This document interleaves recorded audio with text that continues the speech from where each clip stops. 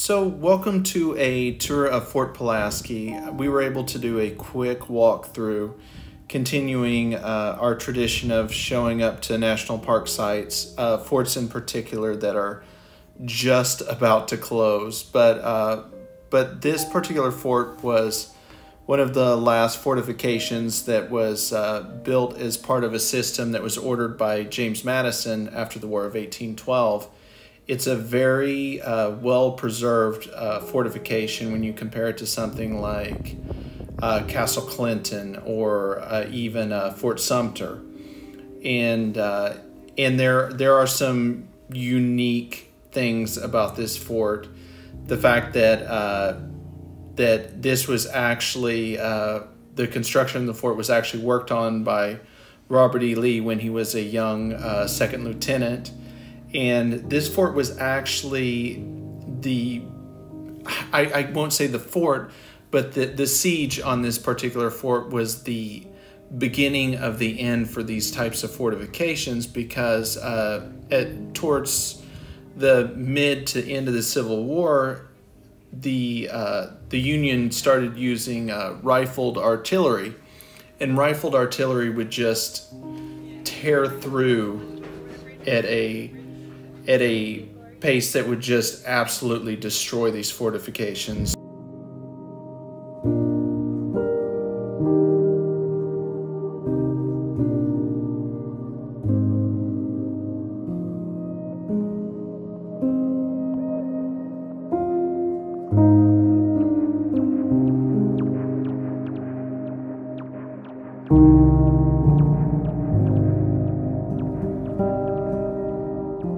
This room talks a little about the architectural efforts to record and preserve the fort.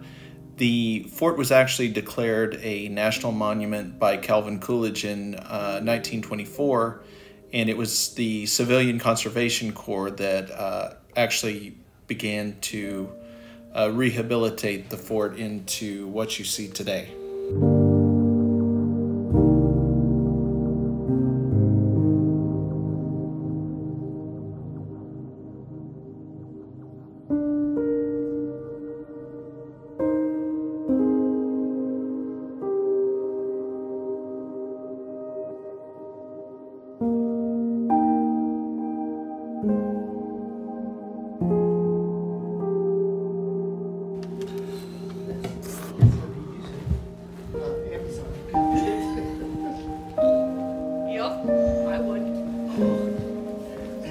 Wonderful experience.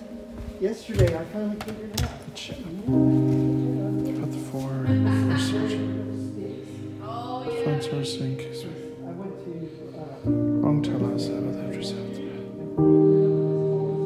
And the Union took control of how they implement their knowledge. I've met with the musicians. Wow, that's a little surprising.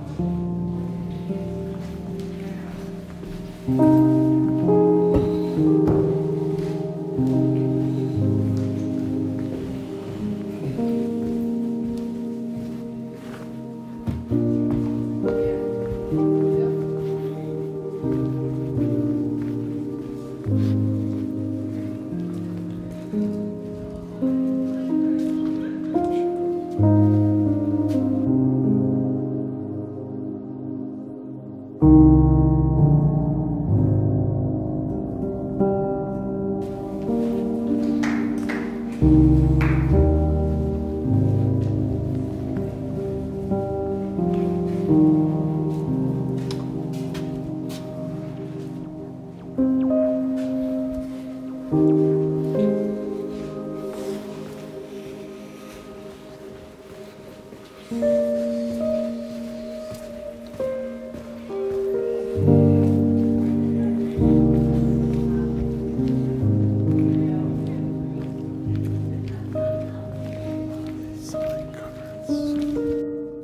thing I found interesting about this particular display, obviously this is an original, but Fort Pulaski never received its full complement of guns from the federal government, and it also wasn't built with capacity for enlisted men's barracks.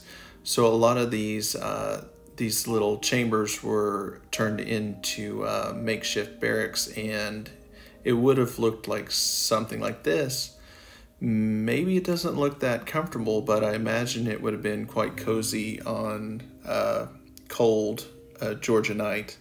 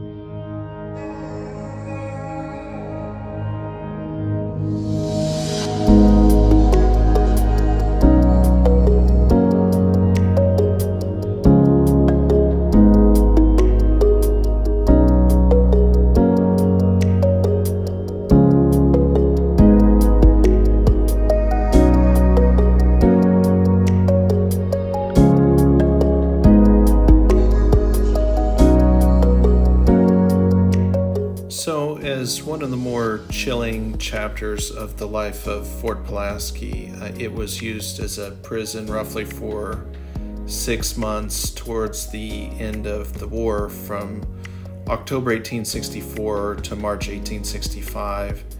And as a punishment for Andersonville, the Union troops actually kept the Confederate troops in pretty deplorable conditions.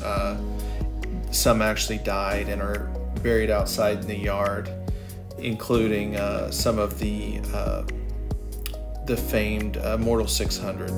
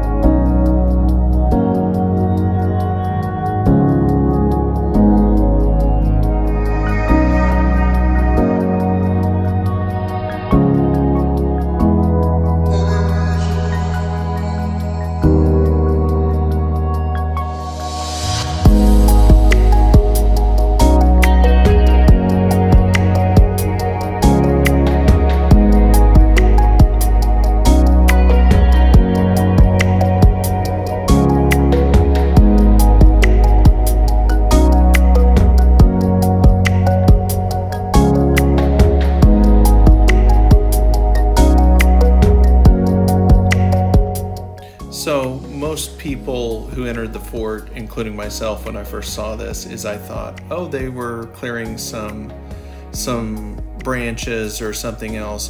There was a recent hurricane down here, and I thought maybe some trees had fell over. But this is actually a very large fig tree that was planted in the 1800s by the local lifehouse keeper that lived here. one thing about Lifehouse Keepers is they knew that they had to have a backup source of food. So they planted this very large fig tree that actually survives to this day, and it still produces figs that I've heard from the park ranger were actually quite delicious. So this is the Southwest Magazine, and to add to what I was saying earlier about the deplorable chapter of Fort Pulaski's life, this was actually used as a solitary confinement for some of the Confederate prisoners at one point, and just being in here gave me a little bit of the chills. I'm not one for the supernatural, but if I were to do that kind of investigation, and if I were allowed, I might actually start here.